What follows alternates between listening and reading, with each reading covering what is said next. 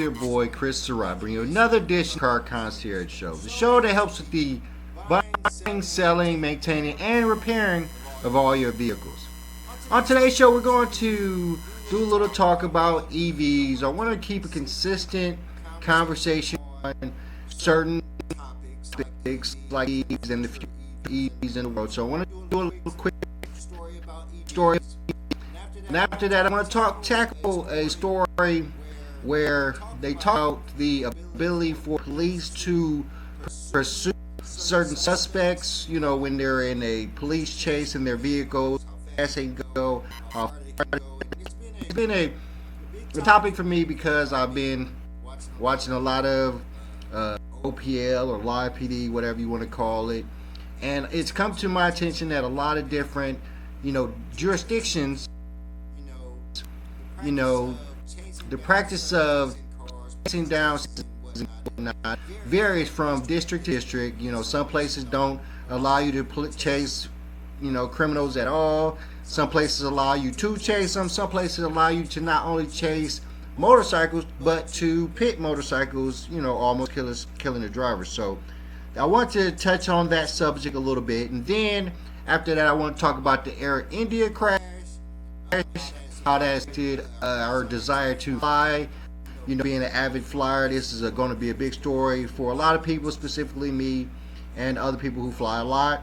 And last but not least, I want to talk about the No Kings protests that are happening around the world.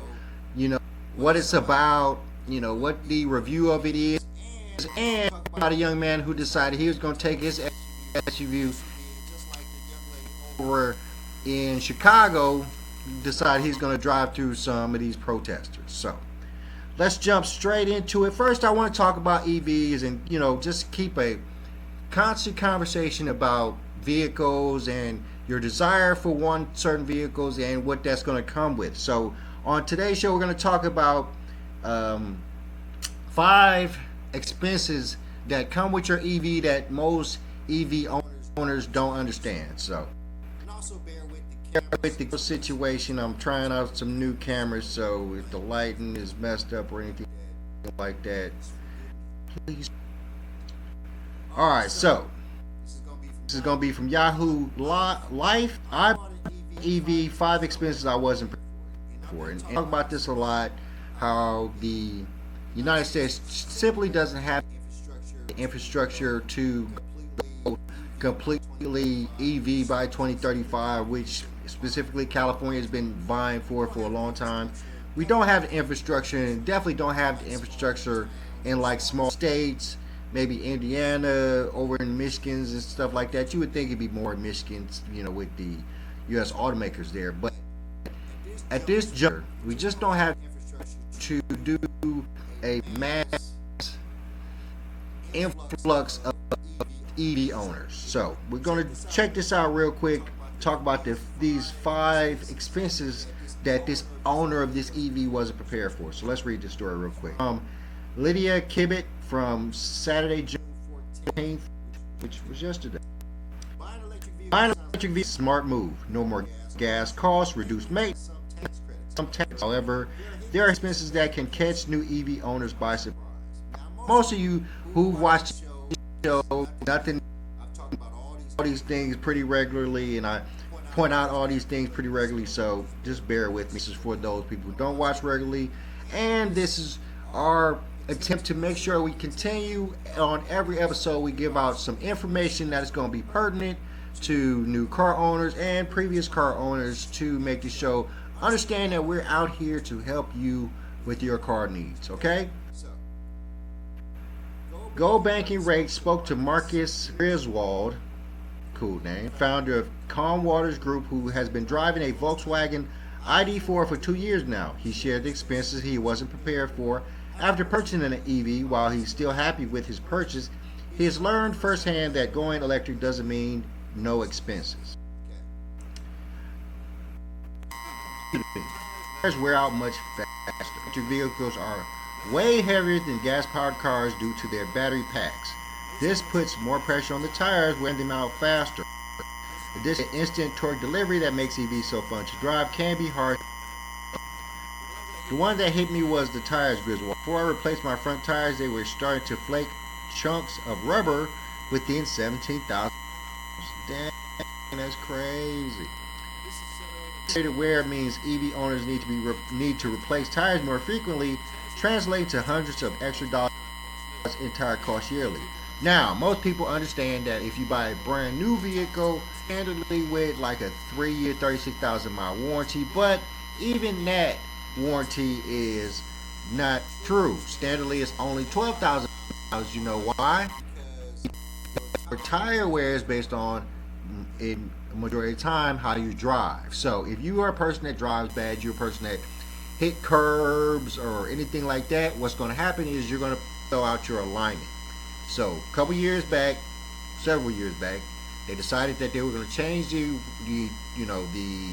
warranty on tires to, because people were hitting on curbs, you just could drive, hitting potholes to the point where their alignments would go off. The minute your alignment goes off, your tires are going to wear unevenly, and you're going to need tires a lot more sooner. So, pretty common thing, but we understood with EVs, of course, the battery pack. That thing is huge. It's dang near the whole bottom of these vehicles. So, weigh a lot more. It's going to be a lot heavier. It's going to make it a lot heavier, so it's going to make the tires wear out a lot quicker. Simple stuff, we understand, but as an EV owner, you have to understand that by these metrics, you're probably going to be buying tires just as much as you would buy tires if you just had a gas-powered vehicle. Okay,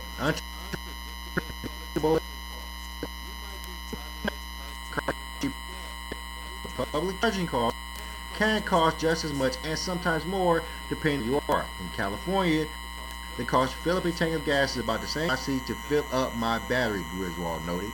Yeah, because most people were under the impression that these charging stations were free, or you didn't. Nah, because you pay for these. You pay for these charging systems. You put money in. You hook up. And you sit there for 30 minutes while it's a vehicle. It's a hassle. And like I said, if you do not have a home charger, then you're gonna be hit. If you don't have the ability to charge your vehicle overnight, every night, sleep, you're gonna be hit. You're gonna be waste a lot of your time charging station. That's why I don't recommend people who live in apartment complexes get EV vehicles unless they have the ability to charge in, plug in their chargers somewhere outside where their vehicle is. All right, chargers. Well, didn't install a home charger. It's worth noting that EV it costs thousands of dollars. However, some utility companies are developing programs that support reduced costs for installation. I was offered either three free years of charging or a charging discount from Volkswagen Griswold. And registration. Oh, what the charging situation? You just have to have one of those like a dryer plug-in. And they have these portable chargers that you can buy for most EVs. I have a couple at my shop.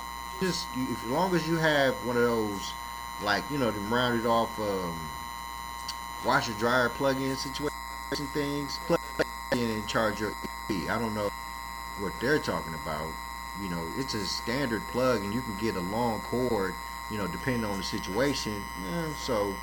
But like I was saying, in most cases, it's almost better if you have that home charger. You just had this home charger that you can plug your EV at the house, and you'll be good, depending on how far you got to go. Now, if you're on some road situation where, unless you got one of these new EVs that can charge as you drive, because there's a couple of those out there on the road now as well, you're going to have to stop and spend 30-45 minutes charging your vehicle at some charging station, and they're not that easy to come by. Insurance and registration tend to be more expensive up front, and insurance typically charge more premiums based on the value. If I receive the rebate, my insurance and registration costs are, Griswold said. Battery replacement worries is what I call the time.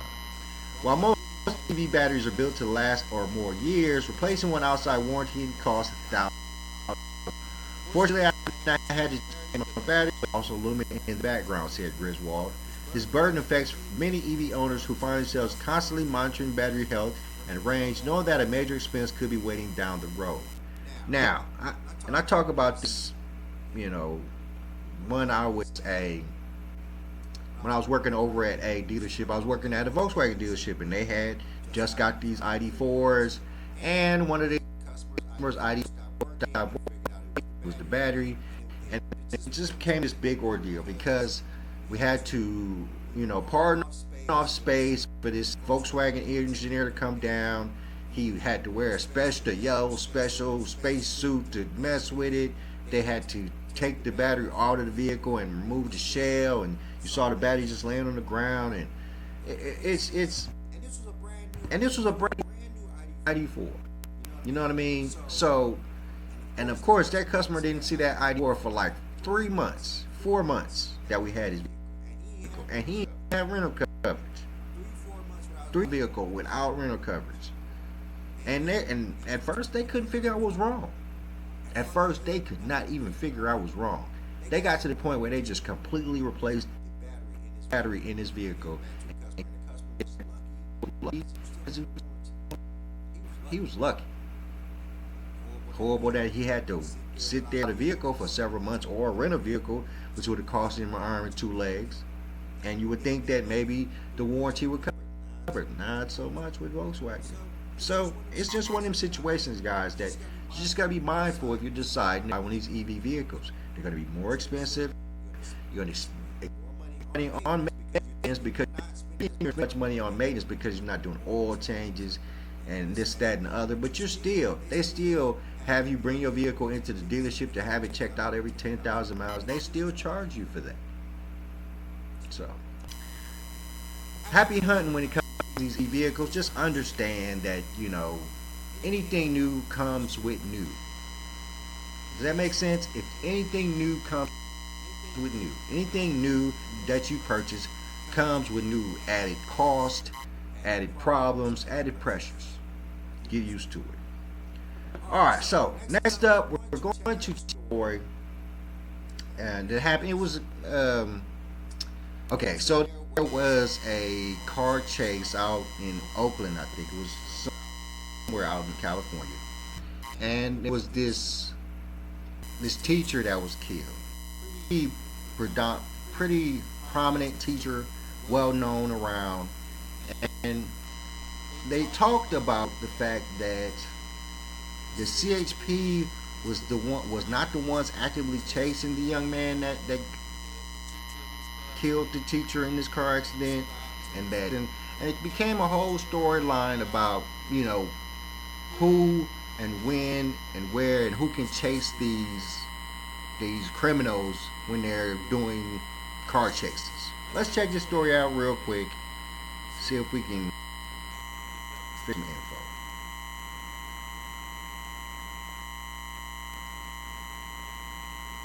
Videos we obtained confirmed CHP's belief that there was no active pursuit at the time of the crash, but that has not silenced critics who say CHP should not be chasing drivers on city streets in the first place. He's running northbound on 12th Avenue, right now. Blue jeans, looks like long brown hair. I got CHP about to go hands-on with one. Raw CHP video obtained by you provides the clearest timeline yet about what led up to the crash that killed Castlemont High teacher Marvin Boomer. Dashcam footage shows a CHP cruiser catching up with an Infinity that had just crashed into a minivan at East 21st Street and Park Boulevard on May 28th. The suspect takes off and the CHP car follows. But the CHP says officers on the ground then stopped chasing the suspect. Footage from a CHP plane confirms no officers were directly behind the Infinity when it crashed blocks away at East 21st Street and 12th Avenue, killing Boomer and injuring his girlfriend. Community advocates have blasted the CHP's account, accusing officers of actively chasing the suspect at the time of the crash. And in the case of Dr. Marvin Boomer, they were there 10 seconds after the crash happened. So if you weren't chasing him, then how were you there that fast? It's a lie. In fact, the cruiser that had been behind the Infinity arrived a full 25 seconds after the crash, which sheared off a hydrant that hit the teacher. Body cam video shows officers running after the suspect with a second CHP cruiser also in pursuit. That wasn't me! That wasn't me! The suspect, 18-year-old Eric Hernandez Garcia, has been charged with vehicular manslaughter, evading, and hit and run. The two crashes along East 21st happened after the CHP was involved in an on-again, off-again chase of the suspect, who was driving an Infiniti that previously evaded Alameda County Sheriff's deputies. Critics say the CHP should not be chasing suspects over a car. The tragedy has reinvigorated a long-standing debate, to chase or not to chase. It raises a legal question, a moral question, and those are, do the police do enough or do they do too much? KTVU legal analyst Michael Cardoza says tragedies do occur despite best intentions by law enforcement.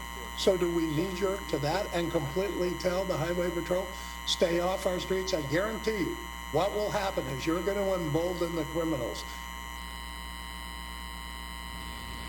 Now, the CHP today again declined to comment on this case, citing the pending litigation over the deadly crash. Live in Oakland, Henry Lee, KTVU, Fox 2 News. Okay, Henry, thank you.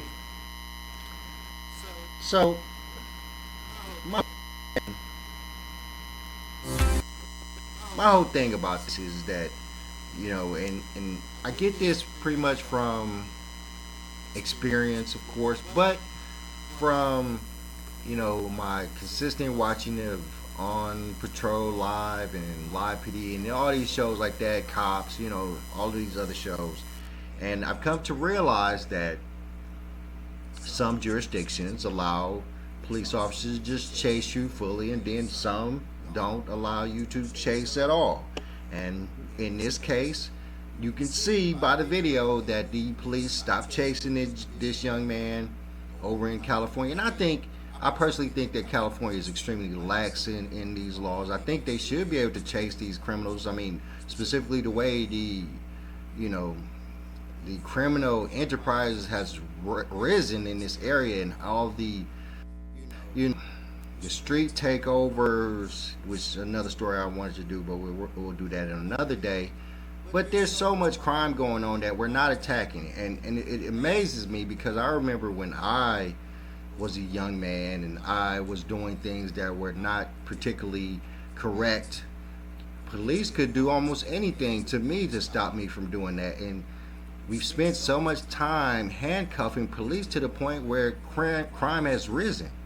You know, these YNs or any other young entity that understands, who's smart enough to understand that the police are handcuffed to certain degrees to not be able to stop them from committing certain crimes, has emboldened them to continue to commit these crimes. We consistently see people just going into stores, grabbing stuff and running out, and with no fear in their hearts. And even if they do get caught, they get a slap on the wrist. Sometimes they don't even go to jail, they get a ticket for stealing. I've been watching these Live PD shows and On Patrol Live shows for a little while now, and I continue to think that it'd be a great show. I continue to think that that's something I'm going to do, because it's so weird to me to see how police are policed, how police are set to do their job, what ability they have to do their jobs. Watching on the show, I'm seeing them give tickets for crack possession, for meth possession, tickets for not having your driver's license, not having your registration. These are things that I would have went to jail for back in the day. So personally, I believe that we have handcuffed these police way too much, and I think it has emboldened the criminals to the point where we're losing when it comes to that portion of our America. The criminals are still running rampant. I mean, with the advent of cameras and videos, you know, they'll probably get their day in court later because there's nothing that's not recorded anymore. But they're still emboldened to do the crime. They're still emboldened to take the chance, because they see that the police can't do extremely very much these days. So let's keep going. So up next, I want to talk about that Air India plane crash, okay? And we've talked so much about plane crashes and helicopter, and I'm not sure if it's a situation where we're just getting more information because it's more available with social media and AMVAN of the cameras everywhere and everything like that. I don't know if that's the reason why we're seeing so much of these plane crashes, or we're honestly seeing just more plane crashes than we've seen in some long time. It's hard to really know if we're really having, because they talk about a lot how they have this fear that the air traffic controllers are not being trained well, or even the pilots are not being trained well. They're not choosing pilots from the Air Force anymore and stuff like that. So I mean, I don't understand. It's really scary, specifically me and anybody else who flies pretty frequently, that all these plane crashes are happening. So let's check out the story about this Air India plane crash. Talk about this guy who survived, which is freaking awesome. Keep it going. To India now, and authorities say they've now recovered 270 bodies from the site of the plane crash in Ahmedabad city on Thursday. 241 people on board the flight died. One British passenger escaped through a hole in the fuselage. Our correspondent Davina Gupta sent this report from the city. An angry Ghulam Rasool demanding the body of his friend Javed at the city hospital in Ahmedabad. This is an emergency case and the DNA report should come out quickly, but the authorities are not doing anything about it. Javed was among those killed when the London-bound Air India flight crashed on Wednesday. In another corner, more angry voices. "Give my son's body back," shouts one man. The process is slow. Families first have to submit DNA samples for identification, and then they're asked to go to the government mortuary. Now, there's a cold storage room inside where the bodies have been kept under freezing conditions till the time their family members can come forward and identify them. Now, they're being charred beyond recognition. So just outside this place, there is a table where officials are sitting to confirm a DNA match. Now, these are the family members who've already given their DNA samples in another hospital. And once they have been matched, they've been called here to show their identification. And after that, they've been allowed to go inside. And by the evening, some answers begin to arrive. Officials say they've had DNA matches for a total of 11 victims so far. Among the first to be identified was a young medical student, Aryan Rajput. His family took his body home to the central Indian city of Gwalior for a final farewell. They're also seeking the truth behind this flight crash. That tragic incident. The government says it's speeding up the probe. One important update from the technical investigation, which is happening through the AIB, is the recovery of the black box yesterday around 5 p.m. We are also eagerly waiting for what the results or the report is going to be. Back at Ahmedabad's hospital, empty coffins arrived to transport the last remains of the crash victims. A grim reminder of the loss and the long wait for many families. Davina Gupta, BBC News, Ahmedabad. Let's go live to the scene, and my colleague Arunade Mukherjee is there. And Arunade, I understand some of the funerals are likely to take place today. Well, yes, we're not exactly sure whether those are the bodies of those from the aircraft or the bodies that were recovered from the site, of the people who were inside those buildings when the aircraft struck. We do have an updated death toll from the the Doctors Association of the hospital which is treating the injured as well as attending to the dead. They said that 270 have died is the report that they have. And at the moment over here, we've seen since yesterday a steady stream of officials who continue to arrive, driving in and out through these barricades. This is the last point, as I've been saying, till the crash site where we've been barricaded, into. But the officials essentially coming in and out still. The efforts are on to ensure that they've managed to pick up everything that could be essential and crucial to the investigation, which they feel could perish in this heat and in this humidity. It also rained a bit last night, so they're really working against time to ensure they have all the articles. I have seen relatively less activity here compared to yesterday or to last evening. It's been fairly quiet in relative terms, but you see the occasional cars coming in and out. We heard from the Civil Aviation Minister, as that report by my colleague Davina also pointed out yesterday, and they're focusing on two major things. One, of course, is the recovery of the black box, the successful recovery of the black box, which they feel is going to give you all the details about what happened in the cockpit moments before the crash. And two, the ongoing investigations of the existing 787 Boeing fleet, which is being carried out. They've managed to clear a few aircraft, but many more are left. Runa Day live there at the scene.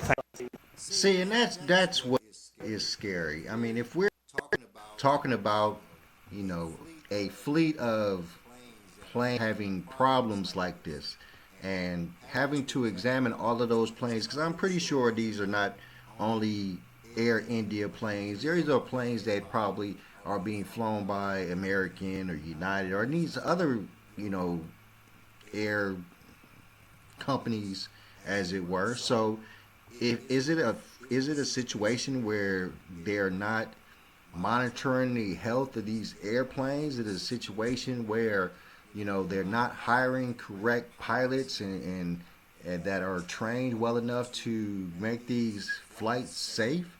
We just don't understand what's going on with all of these airplanes that are falling out of the sky. I wanted to keep going. Let's run out of time, so let's keep going. I wanted to talk about the young man that survived this plane by jumping out of the plane. Let's check this out. In the hospital in Ahmedabad, the lone survivor who walked away from Thursday's Air India disaster tells Indian TV he has no idea why he's the only one of 242 who got out alive. Emergency door is broken. Yeah. My seat is broken. Yeah. I'm not jumping. Okay. I just walk out in it. Okay. I can't explain. It's miracle, everything. Vishwash Kumar Ramesh said he was in window seat 11A, right next to the broken exit door, yet managed to climb through. But everyone else died. Changed my seat. Bet you I changed my seat. Including a British radiologist and his family who took this selfie. The Boeing 787 Dreamliner crashed into the local medical school's residence hall, killing roughly 30 on the ground. All of us at Air India are devastated by this loss and grieved for those affected. Already, Indian investigators say they've recovered critical evidence. A DVR with recordings from onboard cameras which may have captured the pilot's actions on the flight deck and the plane's black box, the cockpit voice and flight data recorders. Indian authorities have ordered Air India to inspect all of its 787s with GE engines, standard after most aviation incidents.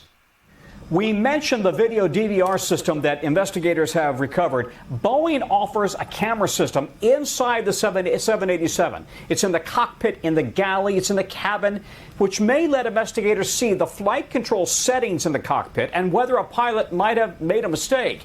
U.S. airlines do not have cameras on board because pilots' unions oppose constant camera surveillance, though the NTSB has long urged U.S. carriers to install the cameras. Peter and Laura, back to you guys. Tom, we appreciate it. Thank you very much. Hey, thanks for watching. And don't forget, you can catch the Today Show every... All right, so,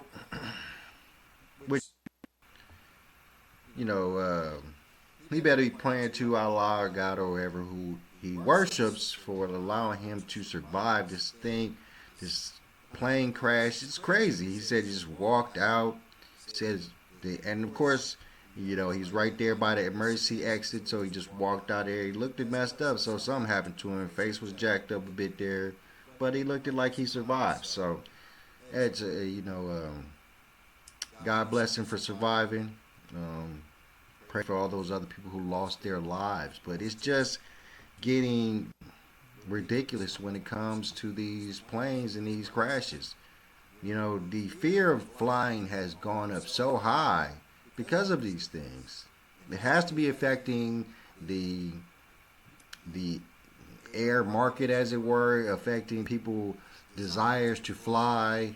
And maybe it's putting more people on the road, on road trips and less flying. But we have to come to some realization that, flying, of course, is flying and it has its dangers. So if you continue to fly, just remember that it's a dangerous endeavor, and, these things happen once in a while. So pray that they never happen to you or your family.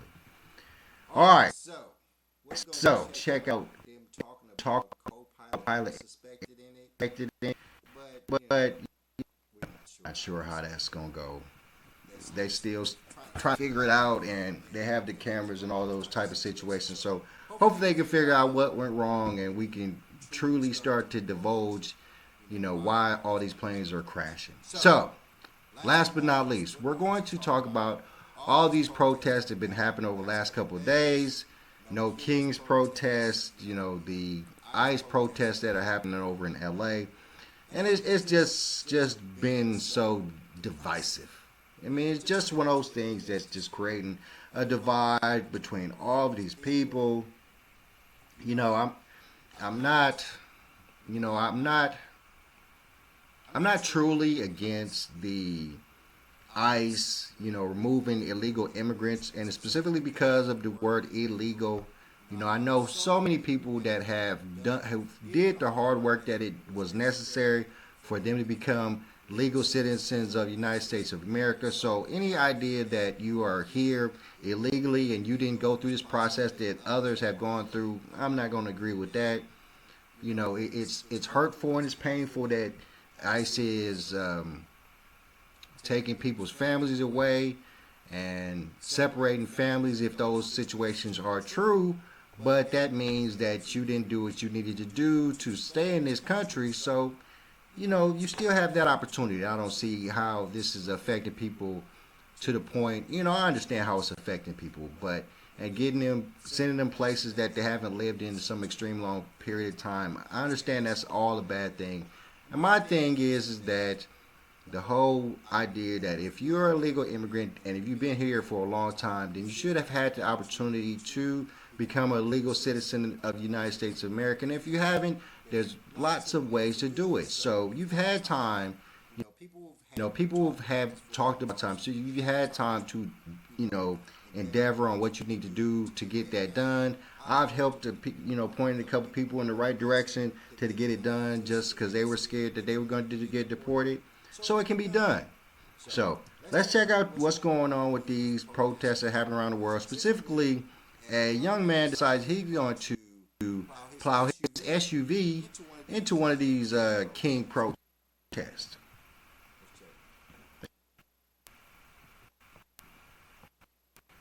No Kings recap. SUV drives into crowd, rallies largely peaceful, thousands gather.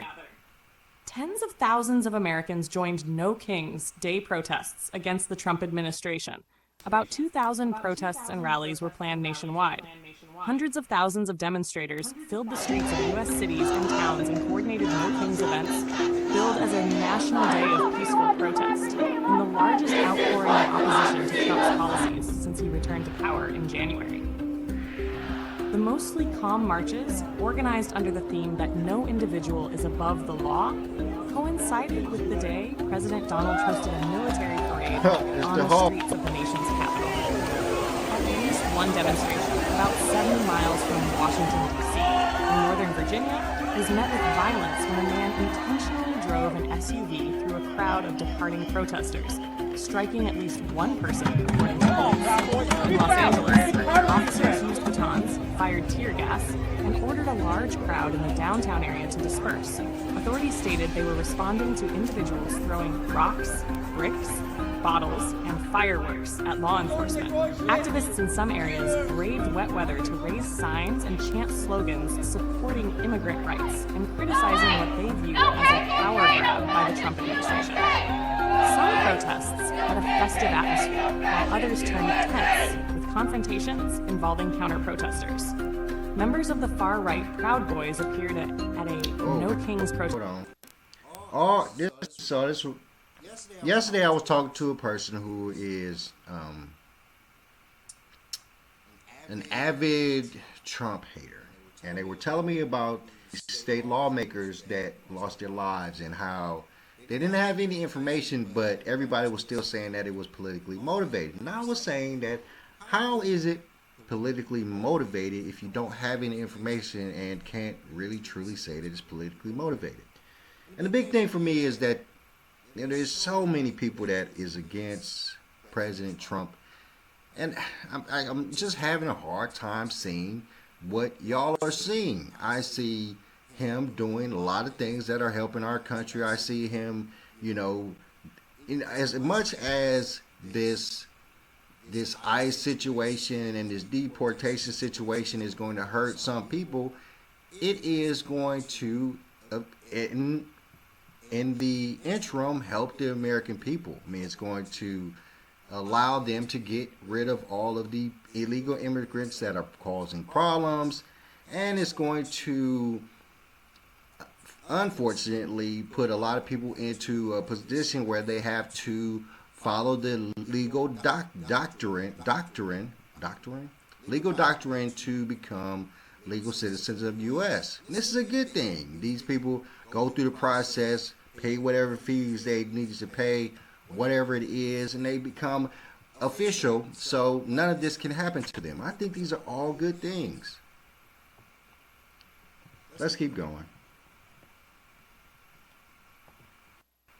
Protest in Atlanta, wearing the group's distinctive black and yellow colors. In Minnesota, organizers canceled all protests across the state out of caution after a shooter targeted local lawmakers, killing one and her spouse at their home and injuring another lawmaker and his spouse. The No Kings group stated it was following the guidance of the Minnesota State Patrol and Governor Tim Walz, who urged...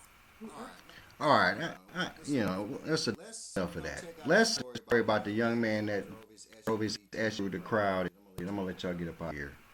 It's always hard to talk about these type of things because,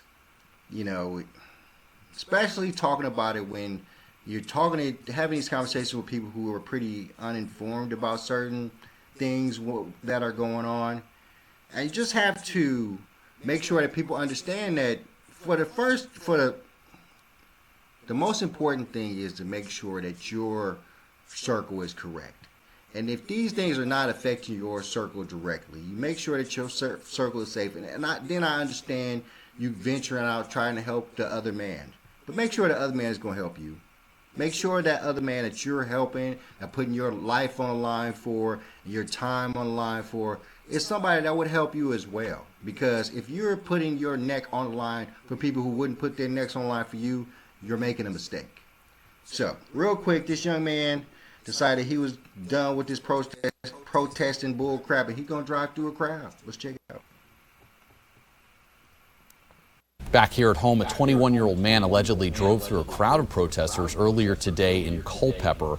Officers say a protest near James Madison Highway was wrapping up, and as people were leaving that area, an SUV drove through a crowd of pedestrians. Officers say the driver, this man, Joseph Cheklik Jr., intentionally accelerated when driving into the crowd, hitting at least one person. Right now, he's charged with reckless driving. Again, the incident happening near James Madison Highway. If you know anything about what happened out here, the Culpeper Police Department is asking for eyewitnesses. The number on your screen there, 540-829-5530. The protest in Culpeper was one of the many No Kings protests today, similar demonstrations in parts of Arlington and Rockville. All right, so, dude, just like the young lady over in Chicago, people getting tired of these protests.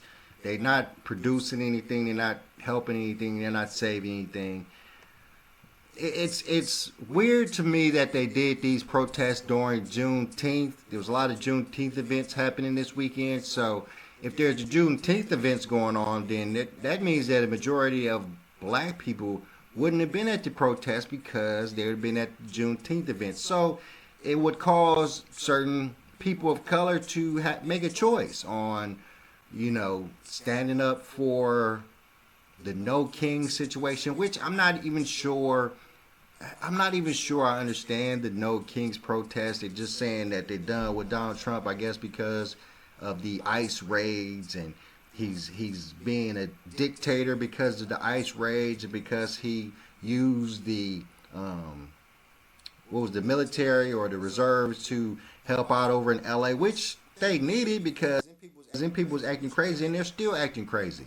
And the majority of the problem with that is, of course, is because it's not only peaceful protesters, but agitators that are causing all these problems. So in that situation, I understood why Trump did what he did. I understood why one judge shot it down and another judge said it was cool, because these places need help.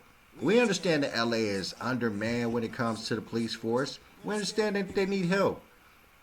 The people outnumber the police by a large number. You saw that. They destroying way more vehicles. Ain't nobody doing nothing about it. Spray painted these vehicles. Ain't nobody doing nothing about it. Doesn't that concern you? Doesn't it concern you that these people can run around destroying your cars and nothing happened to them and they get away? That's a problem, and it has to be dealt with. And if the only way to deal with it is to send in the National Guard, put more military police on the roads, tanks on the roads, that's what needs to be done, because we cannot have this unrest to grow and to perpetrate our streets to the point where people are losing their lives. All right, guys, I'm gonna let y'all get up on out of here. Thank you for tuning in to another episode of Car Concierge Show. I am Chris Surratt. Please like, share, subscribe, hit me in the DMs if you have any questions, and I'm out. Peace.